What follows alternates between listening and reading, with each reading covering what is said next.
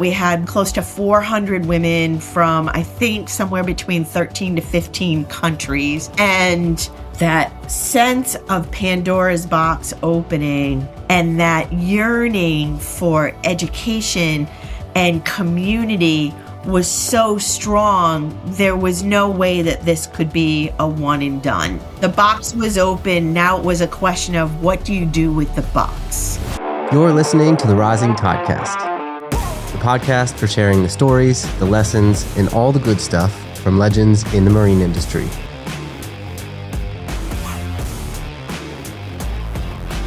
Welcome to the Rising Toddcast. Today, I've got a very special guest. She's had an impact on me personally through the amazing work that she does for the marine industry. Michele Goldsmith is the VP and GM of Sounding Trade Only Group. She's a 35-year veteran in the marine industry, the founder of Women in the Industry series, which has connected more than 3,600 marine professionals through events, education, and mentoring. And she's also the 2023 recipient of the Darlene Briggs Marine Woman of the Year Award and the 2024 Alan J. Friedman Leadership Award.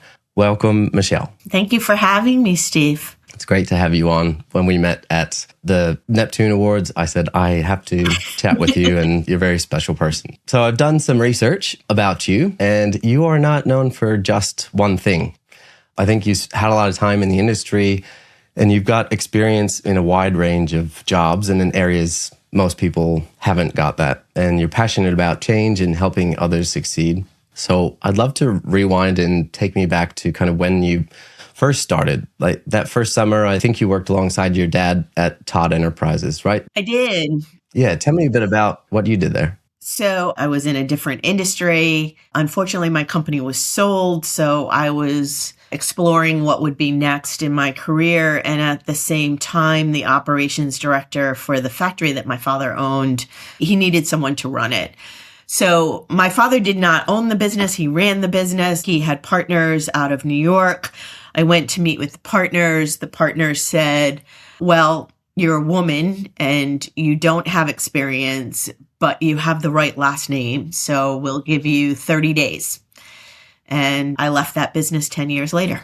Wow. Knowing what you do now, that would have probably been something that you heard. I don't know if it was the first time, but that sparked something bigger in you and all that you do now for women in the industry. I think that's a big driving force for you, right? It is. I think times have definitely changed than the way that it was in the early 90s. But if I can provide education, a series of role models of different people that they get to hear from and meet, and skill sets to handle what might come at them in a different way. Because you can't really control what comes to you. What you can control is how you react to it.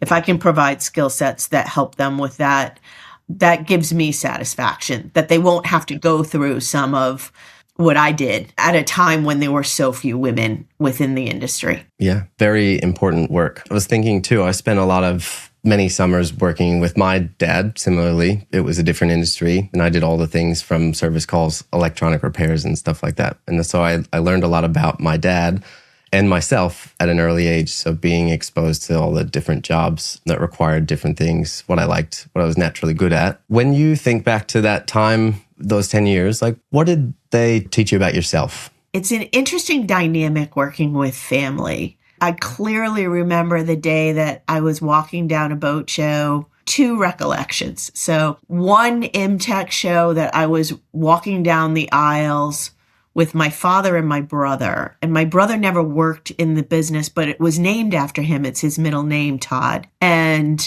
we were going through the boat show and all of the boat builders continued to speak to my father and my brother and not to speak to me. Yet I was running operations of the factory. So when they got product, when that product was made, was all under my control. And I remember getting really frustrated. And across the aisle was a guy named Rusty Kelly, a big, burly Texan who was running Skeeter at the time.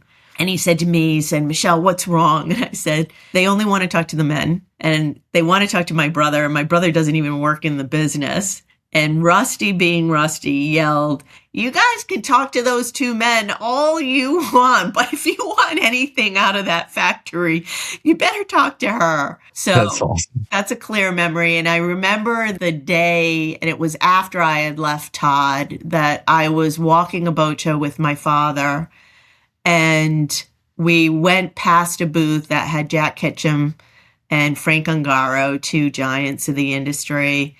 And I stopped to say hello, and they said, "Oh, you're Michelle's father." So it was the first time that I wasn't Howie's daughter, but he was Michelle's father. And that flip really spoke to me about where I had gotten to in my career. It was really hard to leave that business and leave my father, but it was time.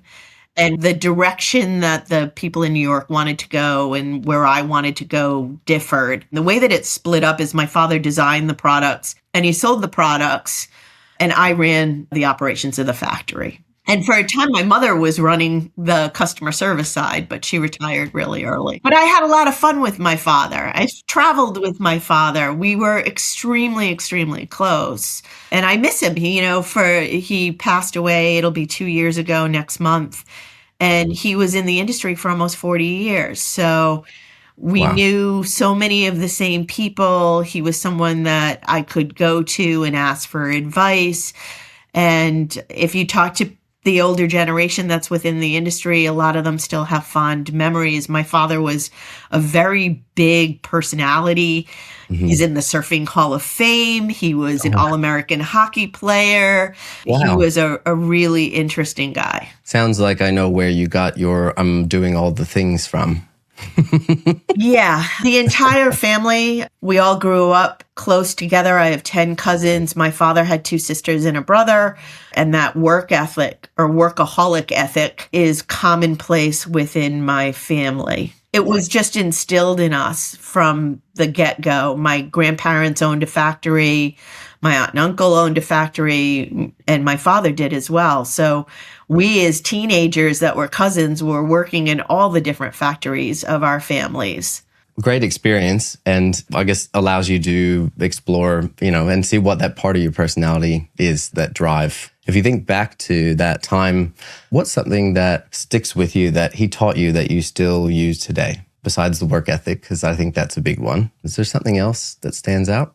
The relationship base of people by people. So understanding that they're human beings first and clients second has always stuck with me. And my father was horrible at follow through. Awful. Great idea man, wonderful personality, so much fun to be around, hated follow through. So I always was the one doing the follow through. And I think to this day, I'm someone that's very particular about follow through because I've seen what that weakness can do.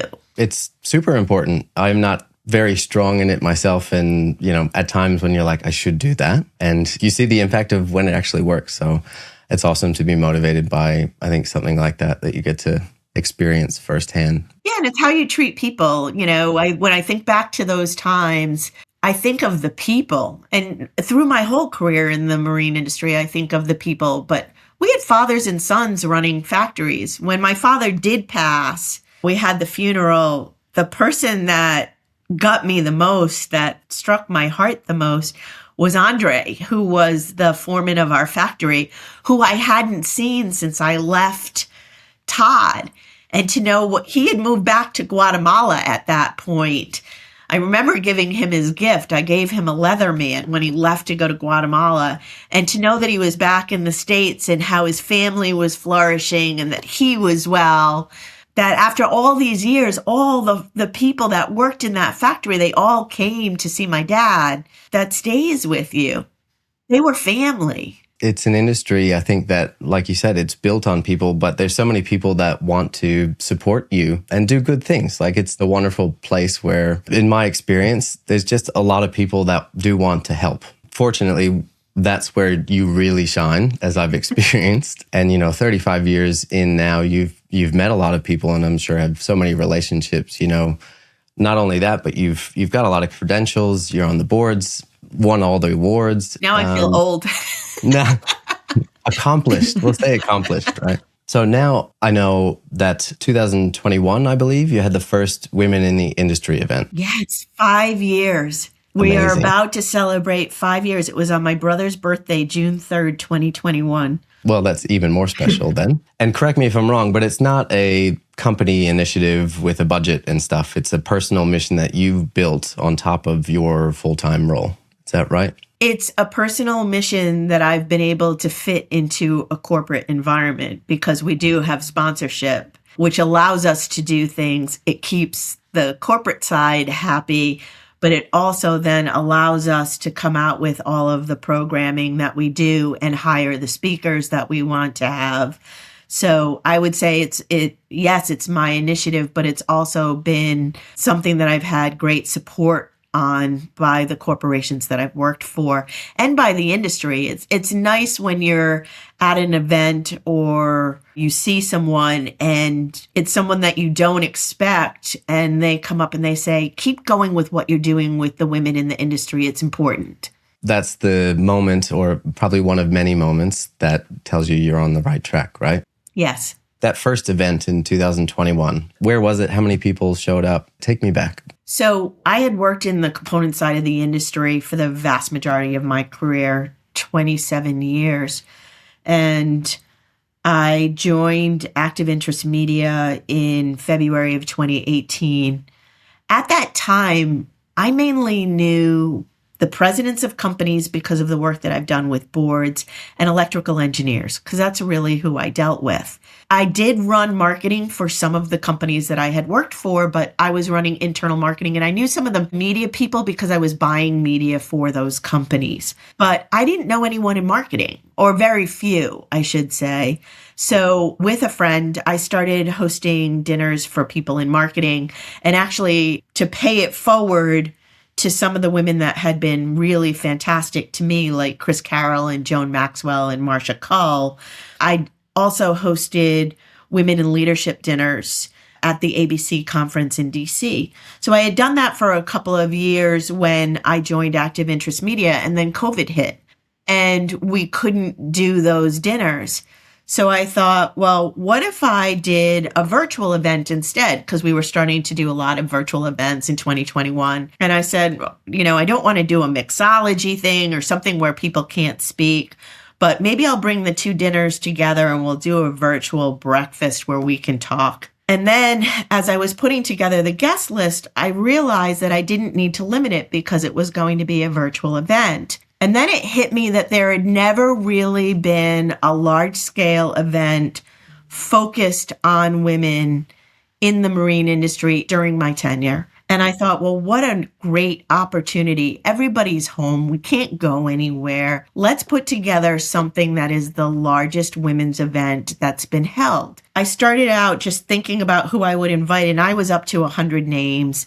And then I asked some of my friends, and that grew to close to 200 names. And then I said, well, if we're going to get 200 women together, let's make it really special. So we got sponsors involved because we did breakfast boxes, and everything in the breakfast box, with one exception, was from a female-run company. So the first 100 people that registered in the US or in North America got a breakfast box that had a muffin and coffee and some gifts from our sponsors. And so we did that. And I also hired a dear friend of mine who had been my life coach. And I said, look, we're going to have women that are at the start of their careers, that are in their final stages of their career, and everything in between. We need to pick a topic that will make sense to all of them and inspire them. And I knew Alicia was the best person to do that. And she did one on making meaning in your life. And it just snowballed. And by the time we were done, we had 350 people that registered and showed up. But on top of that, some of those people had watch parties where they actually went into a conference room and all the women that worked within that company were watching together. And it was a fantastic session, knowing that we had close to 400 women from, I think, somewhere between 13 to 15 countries. And that sense of Pandora's box opening And that yearning for education and community was so strong, there was no way that this could be a one and done. The box Right. was open. Now it was a question of what do you do with the box? Yeah. So what we've done with the box is we've done 25 events in the last 5 years, some international, some domestic, some in person, some virtual.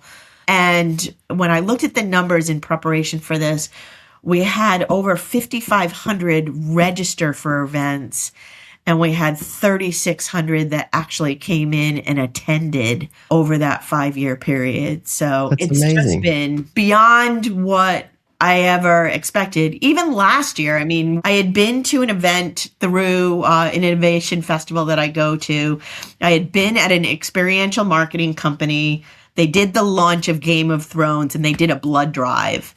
And I thought, how wild. They did a global blood drive as part of it because they thought that blood was the ultimate sacrifice. And I thought, no one in the marine industry is going to give me their blood. It's not happening. Maybe if you ask kindly. Yeah.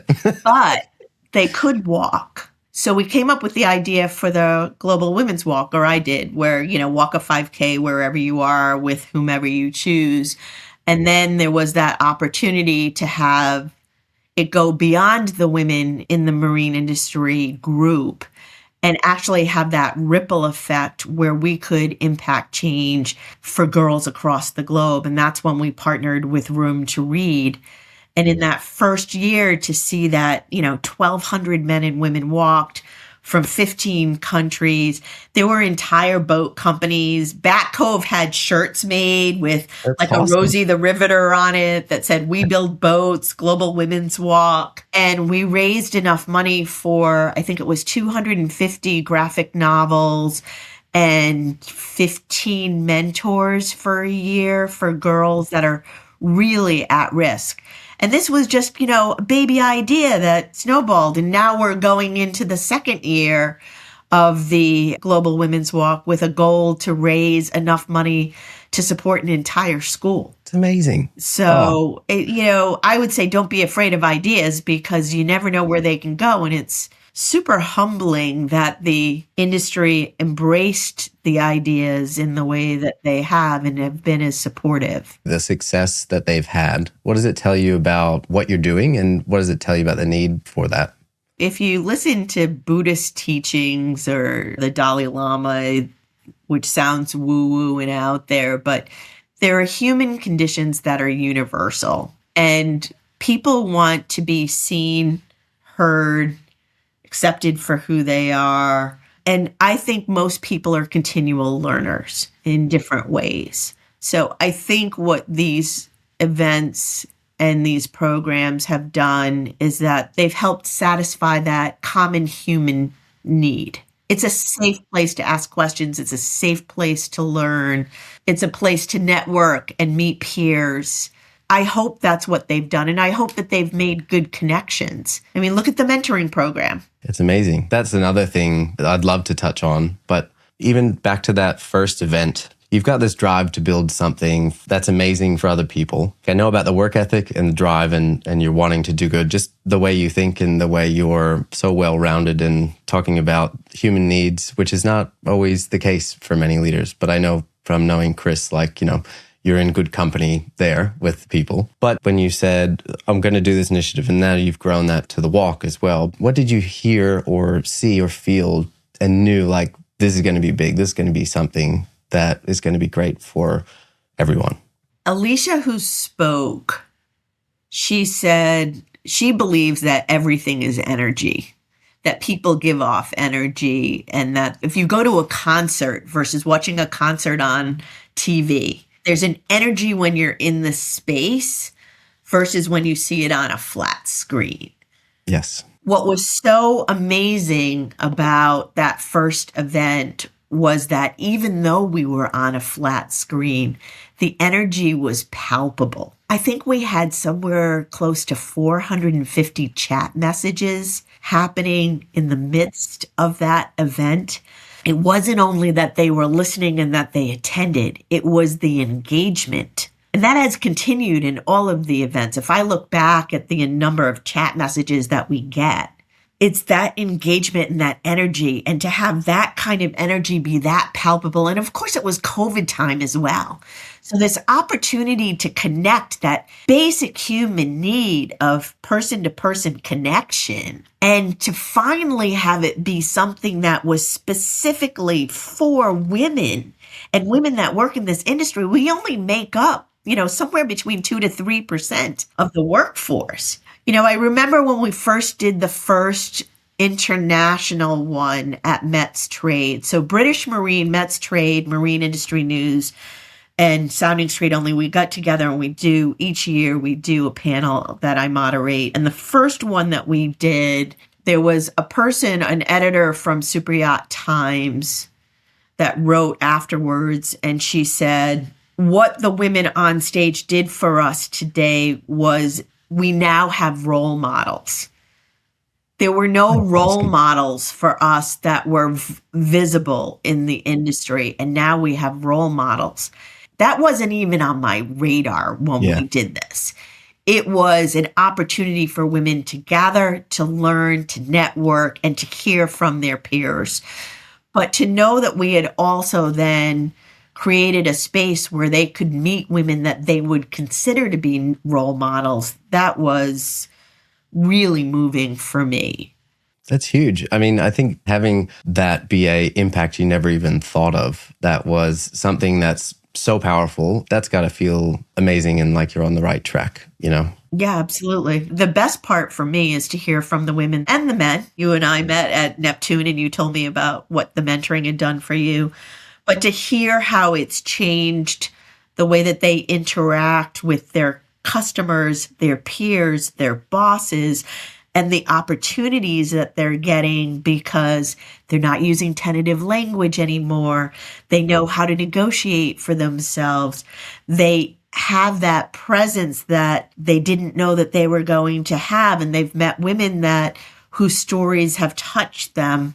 That connecting of women and making sure that they learn and that they can move on and go do that. That's the satisfaction for me.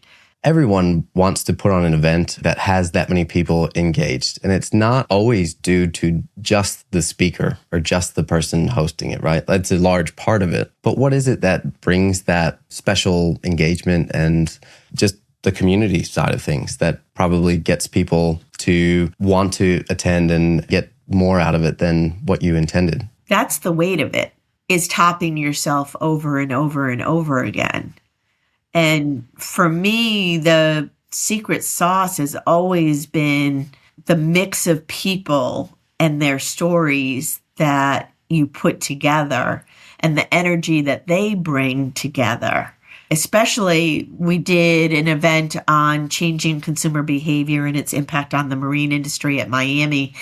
And the back and forth between the panelists, who were all exceptional, was fantastic. And it kept that engagement in the room. So I would say, for me, it's really important that the people that are involved within the program, whether they're men or women, that I feel the weight of getting really, really, really good people, good content, and making sure that if they're going to give us that time, that it's valuable for them. It's a great way to lead with as far as bringing in the circle and sharing with other people. Absolutely. And it goes beyond the women's programs. We did the Marine Ideas Exchange, the mixed program at IBEX last year, and I couldn't have asked for a better lineup. I mean, to hear Bill Yergin and Jason Lippert, who together probably managed $7 billion worth of business, talking about building your company culture and using it as a force for good, or having Steve Heast lead a panel on the future of boating retail with the head of West Marine and two major boat dealers and a boat builder. It's bringing those people together and having them share their expertise and their experience. That's the toughest part, but the most rewarding part when it works. And that's what's shocked me about the one-to-one mentoring program that you started. It's such an amazing thing. Having personally experienced it, I don't know how common something like this is in other industries, if it exists or not, But honestly, when I heard about it, it feels like a huge unlock for your career, and the access to people that you orchestrate, which I would imagine is a lot of work, for free. It just seems like it was too good to be true when I first heard about it. And then it happened and I was just like, what? How is this a real thing? This is amazing, for free, like just to give back. So I understand that feeling because that's what happened to me. I mean, that program grew out of a program that I did I was the mentee during COVID. And the opportunity that I had to meet the woman that runs the Elevate Prize and the woman that designed all the sustainable packaging for Puma and the head of marketing for Bitcoin. Those were 3 of mine. Huge. And it was, yes, I paid to be part of that conference, but to have that one-on-one time for 30 minutes with those people, that's really valuable, and thought, well, why not bring that to the marine industry? And am really grateful for the network of friends that have all decided to be mentors.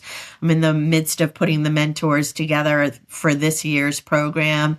And we've had men and women from all over the globe, from France to South Africa to Belgium to Canada to all over the US.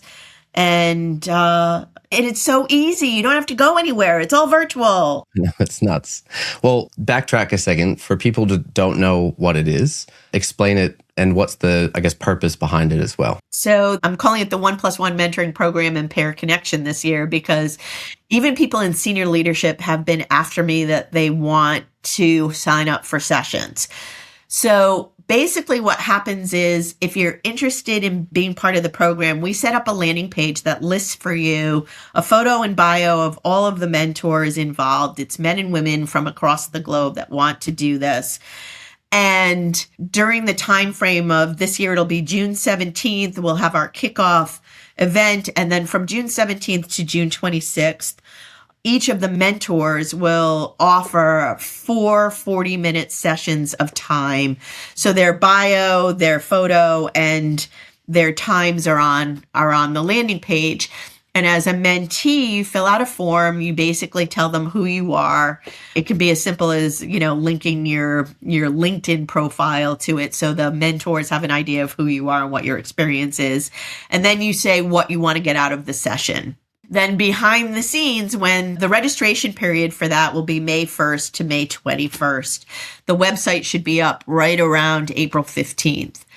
And when the registration period is over, we match people on a first come, first served basis with their first, second, third choice of mentor. And then the sessions happen. And it's 30 minutes of the mentee asking the mentor questions and 10 minutes of the mentor reverse mentoring and asking the mentee questions. I think the one thing that gives this the weight that you didn't mention is the actual people that you have as the mentors. Explain who this pool consists of. We try to do a wide range of sectors of the industry and positions. So you could get the CMO of a major company. You could get the CEO of a major company. That company could be in engines, components, boat building. It could be the head of an association. We've had most of the iconic names that from Chris Carroll to Joan Maxwell, they're both returning this year. Eric Fetchko from Dometic is returning this year. Lori Levere, who does marketing for them. Tom Damrick, who ran NMMA, has been a mentor. Mark Schwabero, who was CEO of Brunswick, has been a mentor. Anya Denari, who heads up Navico Group, one of the heads of Safe Harbors. Gus Blakely from Suzuki has been a mentor. So it runs the gamut, but they're senior leaders and icons of the industry. And the matching is the special part about it too. Like my friend and work partner, or my friend and client, Josie, who I was telling you about at the Neptune Awards, they build boats in Australia. She got paired up with Chris Carroll and Steve Heese and was just like, oh my God, this was amazing. How much she took away to have access like that is just unreal. And I know there's many special components to it, but from what I read as well, the 1+1 mentoring program, I think you have a 90% ongoing connection rate. We do. Between everyone. We do. That's rare, isn't it? For any industry program. I mean, obviously, if you get access to someone like that and you form a connection, because everyone that I had spoken to as well was just super open and happy to answer questions, happy to ask. It was amazing. The funny thing is, when the program is done, I hear more from the mentors than I do from the mentees about how much they enjoyed being a part of it. The giving back part when you get to that stage is, I think, important. Absolutely. It's a way to give back. It's a way to share their knowledge and their experience. And it's a way to understand what it's like for someone just coming into the industry, whether they're coming in from another industry or if they're really young. Either way, it's just understanding what it's like for them to enter into a completely new industry. I mean, if you think about our industry, it's a small circle of people. Most people know each other. Most people have known each other for a long time. It's hard to break into that. And then it has its own language and its own calendar. So you can't go in and expect everyone to know ICOMIA, NMMA, MRAA, ABYC. Trying to explain that to people when even people that work with me, then, the first 6 months is like, no, there's another term. Sorry, we're going to get used to that. Is something special like that connection and the matches that you've seen? Like, are there any standout stories that you've heard that made an impact? I can't tell you that there's one specific story with a mentor. I can tell you that one of the mentees actually wound up starting her own business. And hearing that from her, that it gave her the courage to go out on her own and build her own business, that was really amazing to me. But I think it comes in, when are you doing it again? Yeah. I want to take part again. Or last year we didn't do it. We're going to do it every other year now because it is a lot of work. And one of the mentors wrote to me and said, did I not get asked this year? Am I not a mentor? Did I miss something?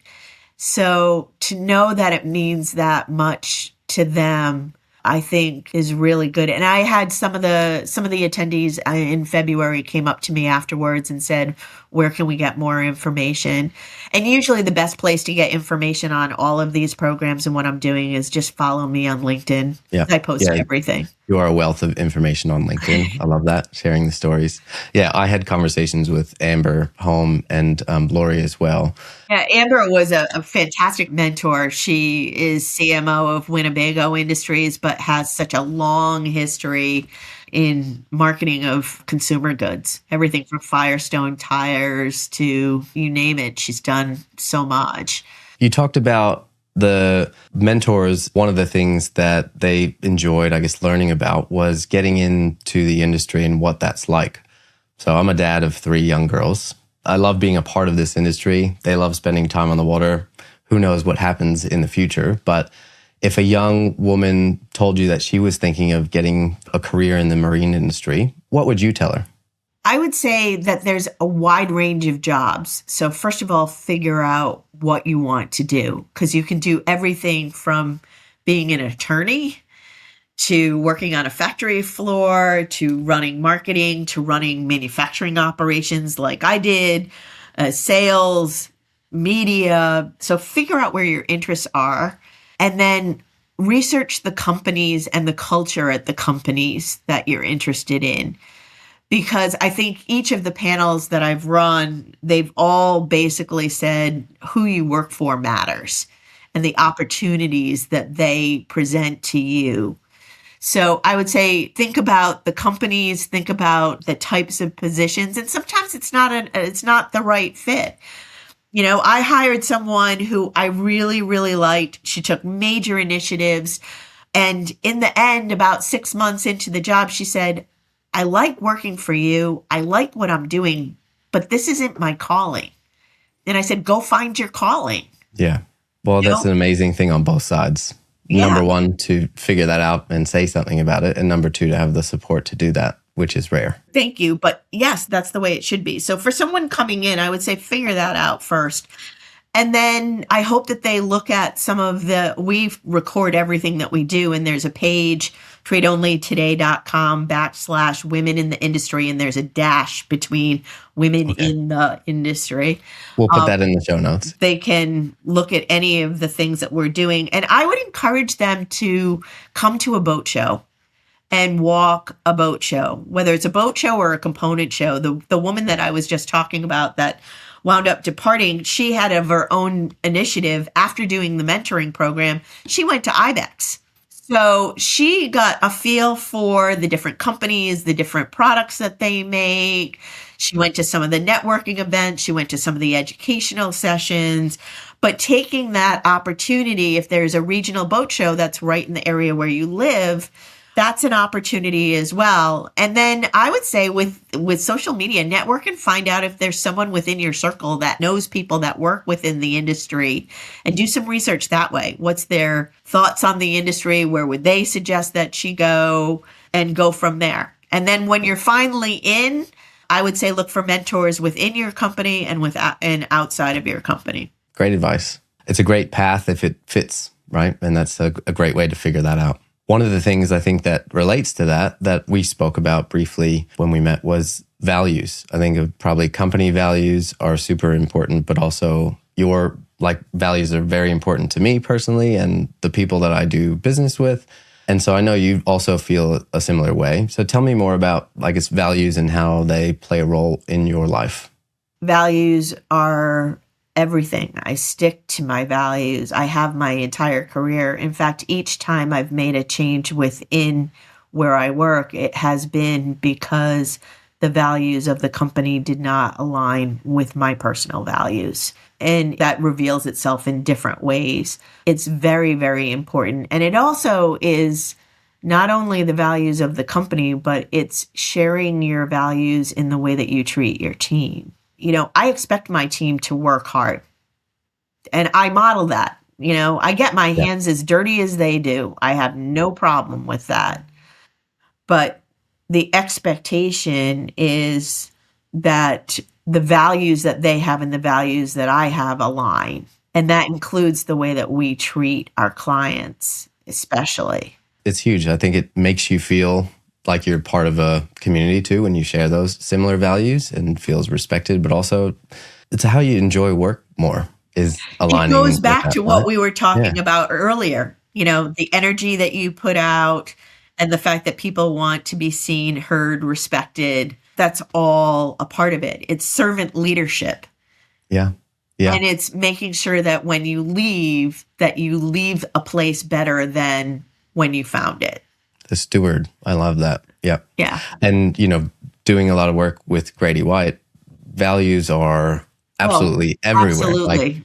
Chris runs on that. And it's very special to see how that impacts everything that gets produced in that company and people's enjoyment of work there. And it's from the top all the way down. That's right. It's modeled all the way through. There's a speaker we had several years ago. His name is Balaji Krishnamurthy. Balaji defined leadership, and he said leadership is leverage and legacy. It's how many people you impact over how much time. And when I think about Chris Carroll and her leadership at Grady White and the people that she's led over decades of time, she is a signature leader for leverage and legacy. It's apparent as soon as you walk in there. Between the people that work with her, the dealers, that also the impact from leading with that intention, I think is way bigger than most people realize. And she's a continual learner. I mean, Chris reads all the time and recommends books all the time. And people get paid for reading books at our company, which is amazing. That's very, very cool.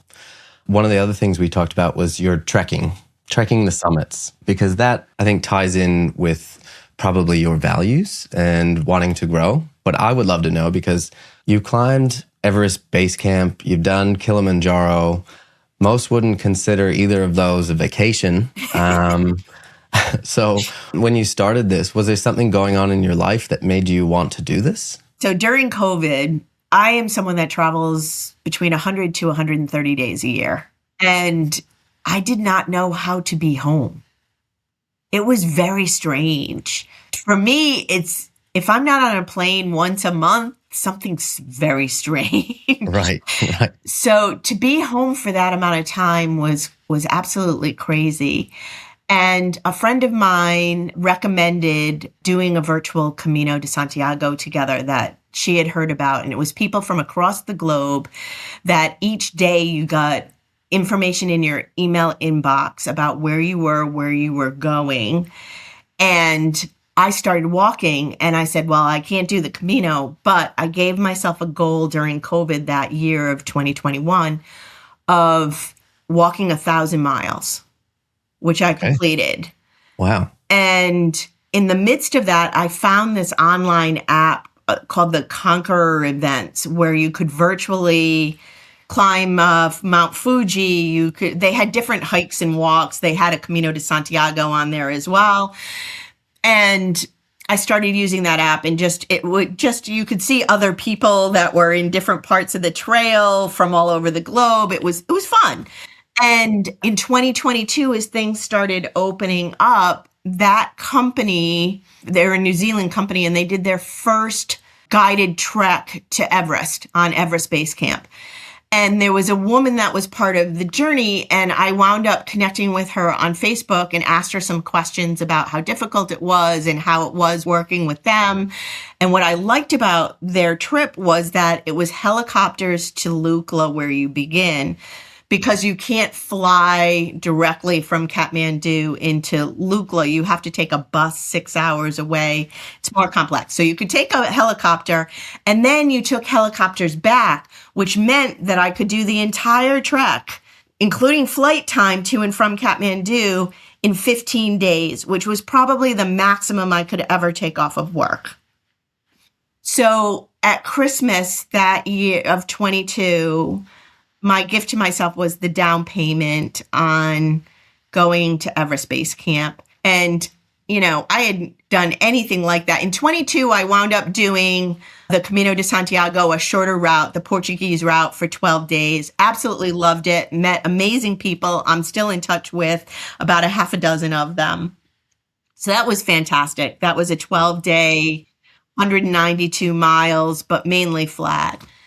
But Everest was a place that I always wanted to go to. It's awe-inspiring. It is the highest mountain in the globe. I had read Krakauer's book, Into Thin Air, in the 90s when it came out. After that, I was not keen on climbing it. And still 1 in 15 lose a limb, 1 in 15 die and 1 in 20 lose a limb. And I'm like, no, or a toe or a finger or something. Yeah. Wasn't, sure that my body, I'm in my 50s, could have done that. So I signed up in December of 2022 and started training. And I thought, are you nuts? I mean, you don't know a soul that's going. I had in my head that they were all going to have like washboard stomachs and look like they should be on the front photograph of Outside Magazine. And here I was, this chick that was going to try to trek with them, and no bathrooms in terms of running water, no heat. So no showers, nothing for 8 days. But I thought, what an adventure. And I've always wanted to go. And so I just did it. And it was probably the best thing I've ever done. The people, there were 7 of us. 5 out of the 7 made it to base camp on their own feet. 2 made it on horseback. And it was the most physically challenging thing I had done to that point. And you can't describe what it's like to walk in the middle of the Himalayan mountains. Majestic. We kept trying to come up with words for it. You can't. And what I love too is that life is reduced to where you're going to put your foot next. We had Sherpas when we did Everest because you had to bring certain things. But for the most part, it's just you and your backpack. So life gets reduced to something so simple. And I learned that on the Camino too. There's a rhythm to it, and it's where you're putting your feet, and it's understanding the nature around you, and it slows you down. And for me, it's this synergy of mind, body, and spirit that all come together. And it's such a joyful place to be. And I absolutely loved it. And then I came back and like 3 days later had to go to the ABC conference.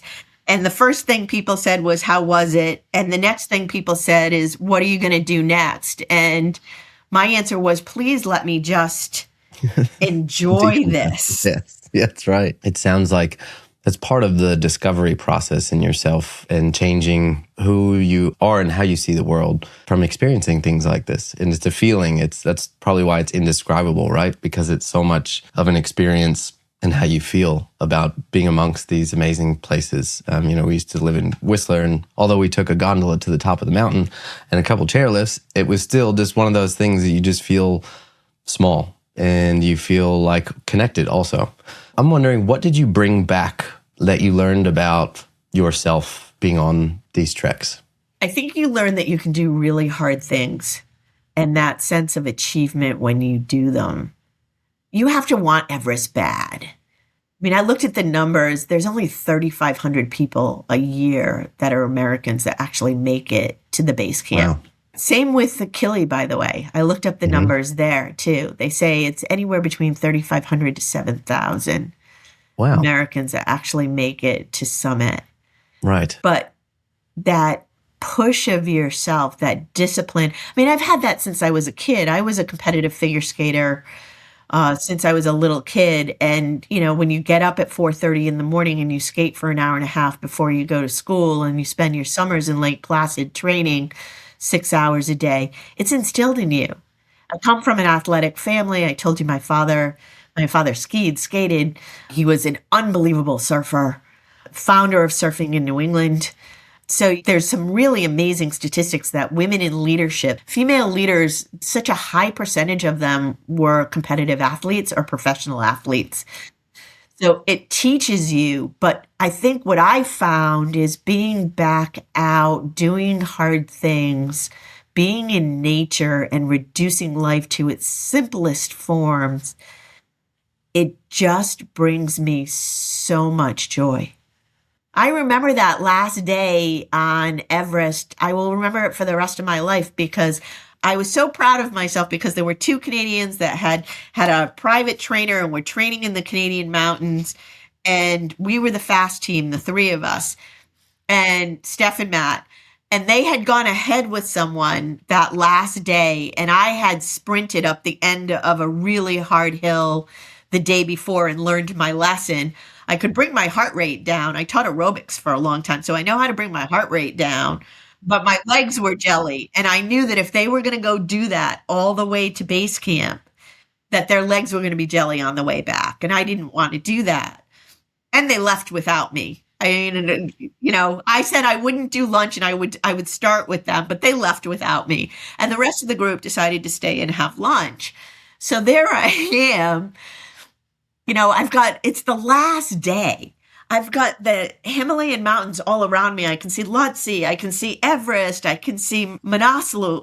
You've got all of these mountains completely surrounding you. And I'm on this mountain ridge and I made some really bad turns. There were some boulders that were huge that I had to climb over. It's not like there's directions to get to Everest Base Camp or that there was a huge trail of people where I was either. So I was on this mountain ridge. I had my headphones in. I was listening to Miley Cyrus Flowers. And and when that song ended, I said, oh my God, I can see where all the tents are in base camp is, which was kind of off this way down the hill. But I had no idea how to get there. And I'm enjoying myself. I'm listening to music. And I finally realized I have no idea how to get to where I need to get to. And it's not like I can phone a friend. So thankfully, for a couple of reasons, two Asian men in bright red coats that were right around my pace came by me and I started to follow them. And I was really glad that I did. And they kept stopping to take photos, which was great because I wound up with some photos on the Khumbu Glacier that I never would have had if I hadn't run into those two men. And together, the three of us found our way to the marker for base camp. But it defines you in certain ways because people start to know you as someone that will take those risks and do hard things. But to me, it correlates directly to leadership. You research, you train, you understand what you're getting yourself into. You make sure that you have a great team around you. And then you find, it didn't matter to me if I was going to have to crawl. I was making it to base camp. So just like you do with a team, you make sure that you're successful. And I look at my team leader when there were two women that just that last day couldn't make it. And the fact that he pivoted, found horses and got them to base camp so that we could all be together at base camp just speaks to how a leader reacts. It's so amazing, the parallel of your story and telling this that I'm drawing in my mind too. Like, you literally do help do this for other people through the programs that you do. They see the end goal. They know, hey, I want to be in this industry, but they don't know the path to get there. And it's very similar as you setting up these programs, the way that you guys help guide and get the teams together and give somebody a community to do it with. It's a very special thing. In line with, I think, your mission, which is great. It's not I just want to go hiking. And I think for most people that have done Everest Base Camp, it's pretty common that you then do Kilimanjaro. And my team leader from Kilimanjaro was actually our guest speaker on our last Women in the Industry event. She's a combat vet. She's a cancer survivor. We had an amazing time. We did a 4-day safari, 5 of us, and then 17 of us climbed Kilimanjaro together. And that summit night, again, something that I'll never forget. And it was brutal. Everest, I found as difficult as it was, the summit night of Kilimanjaro was really brutal. Wow. Yeah. And I'm assuming you're not done either. No, I'm not done. Of course not. No, this year I'm going back to the Camino. I'm doing something a little bit lighter. And then next year, hopefully, I will be in Bhutan. So I have always wanted to go to Bhutan. I want to go to a country whose gross national product is happiness. So I will be in the land of the Thunder Dragon and hopefully hiking up to Tiger's Nest, the monastery set into the mountains. And if I can swing it, I'd love to do part of Snowmen, which is supposed to be the most difficult trek in the globe. I like it. Set the bar for yourself. Look, when I think about retirement, I think about all the treks that are month-long treks that I can't do now. Mm-hmm. If you want to know what I'm going to do the first year of retirement, that's pretty much it.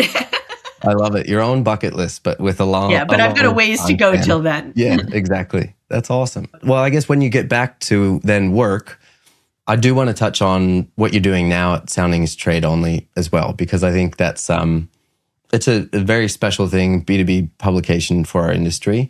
And we're going through a big change too in media right now with everything that's happening with AI and the rest of it. And I'd love to talk about Trade Only. I mean, it's home for me. It's a product. It's a media platform. It's an opportunity for people to be inspired. It's a place to reflect and inform the industry. We put out a monthly magazine because we're a news organization. We have a daily e-newsletter that comes out every business day, and we do a number of different events. So last year I did one on trade tariffs and taxes that we held both virtually and then at the Mets trade show. We do the mix event at IBEX, and we do a series of other things. Even during COVID, we did a Pitch the Pros because no one could go pitch their products or go visit any factories. So to do a 5-minute elevator pitch virtually was something that we did. So Trade Only we celebrated our 40th anniversary in 2019. So wow. Amazing. Yeah. So we're 47 years old now. That's very, very special. It's another way you're giving back to people in the industry, by these platforms and informing us. We need it, right? Yeah, and we have an amazing team. Gary Rich and the editorial team with Dave Conway and Kim Cabin and Mike Labella, they do a fantastic job. And our sales team is fantastic. Production team is fantastic. And again, it's that pressure of constantly having to one-up yourself and do something different. In terms of media, what I see is, and I spoke about this actually at the Dusseldorf show this year. To me, if someone asked me about the future of media, what I would say is the way that people consume media will continue to evolve and change. The same way people shop is changing. People don't go to the mall and try things on as much anymore. They order online. So the way that you consume media, although I will say I still like the tactical of holding a magazine and reading the whole story, because I think a magazine has a beginning, a middle, and an end, and it's a whole story. And it's bringing in your senses as well. It is. Which is an important part, experiential, like your, inspiration for the Women's Walk. Yes, exactly. So the way that people consume, that's going to continue to evolve. And I hope it gets more interactive as well. Yeah. Yeah. But what I believe will remain constant is the desire for unique, compelling, and unbiased content in whatever form that takes. And for people that are trying to promote their products, I would say that if you have that compelling, unique content, that drives eyeballs. And if they're trying to promote their products somewhere, they want somewhere that people are placing their eyeballs. So I would say that also then plays to what the audience wants and providing a vehicle for those people to promote their products within that compelling content. You want it to be your brand, right? But you also want it to serve the people that you want to speak to, that you want to be part of your community. And I think it's a hard thing for many brands to nail, because there's a disconnect, between needing to make something that is tried and true for many years, right? But doesn't work the same that it does now. And we've changed. I mean, when I look at what trade looked like when I got to the company, it was a newspaper. The front cover had multiple stories and little photographs. And I remember the day that I went to the offices in Essex, Connecticut with the mock-up of the full bleed single photo cover and talked to them about having articles that were like having a full meal, that you had an appetizer, a main course, and dessert, that you had short form and long form, and that we were more graphically enhanced. And some of the conversations that we had, 7, 8 years ago that have impacted the way that trade looks today. Right. So that's pioneering. I think part of that is the story that you tell, or the stories within your publication. What advice do you give to brands that are maybe not hitting the mark or not getting the engagement or the goals that they're looking for with the content that they're putting out in the industry? I think people have to be bold in order to be heard. There's so much content coming at us. I think Stephanie Vadalaro said it was somewhere between 10,000 to 14,000 messages that we get from brands a day. That's crazy. So if you think about it from that standpoint, where does your brand stand out? How bold can you be? And how consistent can you be? Will they look at something and say, I know that's Nike? It's a hard dance, I think, between what is accepted by the brand and how far outside that you can step to be bold, right? And I would say one other thing about it too is I think, some people will tell you, go ask the customers. But I think about what Jobs said is, if you're inventing the future, people don't know that they want it yet, for paraphrasing. Yes. And then great. I remember I went to a session with the woman that was head of documentaries for Warner Brothers at the time. And she said, if I had listened to what the focus group was saying, the documentary RBG Notorious would never have been made.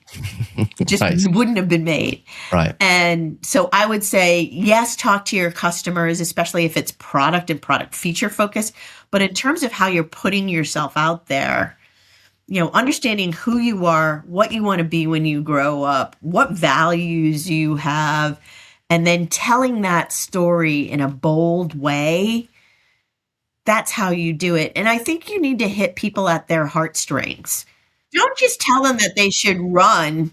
Tell them why they need a pair of Nike sneakers to run, and tell the stories of the people and what they've achieved within those Nike sneakers that is aspirational for the people that you're trying to get to. I mean, that's everything that we do, that I love to do. It's all the story-driven work, and the emotional connection that you make with somebody is so much more powerful than getting their attention by a trendy edit of a video of a reel of a boat, right? Because you're making them feel something, and they remember you for that because you've changed how they feel and how they see whatever that is and see the world. And you make it easy for them to understand how that relates to their life and how that's going to be better for them.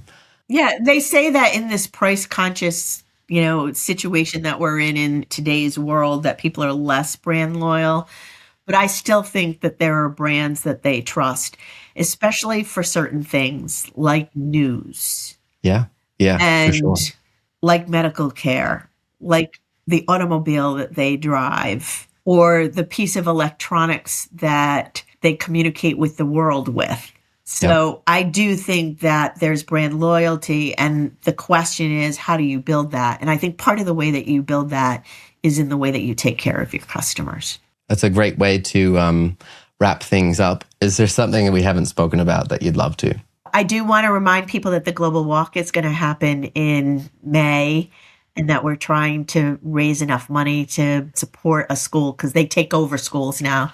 But we'll take over a school with room to read, and there will be, somewhere in the world, women in the Marine school. I think that's really a worthy goal. It's very special. I hope that even in these dark times that they understand that we're all the same as humans, and we want the same things. And that as divided as we may seem, that there's more that unifies us than divides us. And that in every case since the dawn of time, even when things have been dark, lightness has always won. Yes, doing the good and having the values to continue to do that, right? I hope that we bring more light out into the world, and that people continue to read Soundings Trade Only.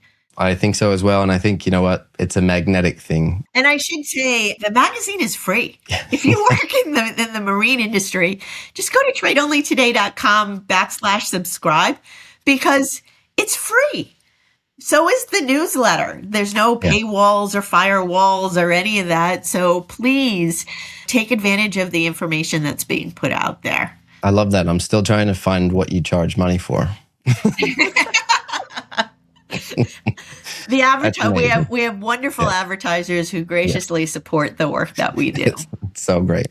Well, it allows you to do the wonderful things that you are doing. Thank you for sharing these stories. They're awesome, and you are very much an inspiration, and more people should listen to your story, and there's a lot of gold in there. So thank you for sharing that with us. Thank you for having me, and for coming up at the Neptune Awards, because it was so moving to me to hear how much that program meant to you. Yeah. Well, you know what? That's one of my love languages is getting feedback. So I love to give it whenever I can. And that was a very impactful couple of conversations I had. So thank you for that. I very much appreciate it. Where can people follow you and stay connected with you and what you're building? LinkedIn is the main place, which is Michele J. Goldsmith is where you can find me. And I think you're going to include that information as well. Otherwise, the tradeonlytoday.com/women in the industry with the dashes. That's where you can find all of the programming, and Trade Only Today for Trade Only. So that's it. Thank you, Michele. That was awesome. If you are listening and love this episode and took something away, definitely share it with someone else who could take something away from it. I don't think there would be anybody who couldn't. So thank you so much, Steve. Really appreciate it.